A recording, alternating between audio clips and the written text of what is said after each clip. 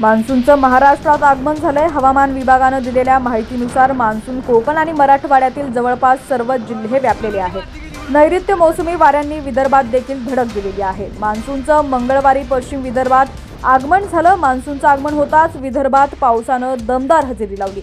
मात्र दुसरीकडे पूर्व विदर्भात अद्यापही मान्सूनचं आगमन झालेलं नाहीये। या ठिकाणी उष्णतेची लाट अजूनही पाहायला मिळते। हवामान विभागानं वर्तवलेल्या अंदाजानुसार पुढील 24 तासांसाठी मुंबई शहर आणि उपनगरामध्ये ढगाळ वातावरण राहणार असून मेघगर्जनेसह मध्यम पावसाची शक्यता आहे। कमाल तापमान 33 अंश सेल्सिअस इतकं राहण्याचा अंदाज वर्तवण्यात आलाय। उत्तर कोकण, दक्षिण मध्य महाराष्ट्र आणि मराठवाड्यामध्ये विजांच्या कडकडाटासह जोरदार पावसाचा इशारा हवामान खात्याकडून देण्यात आलाय।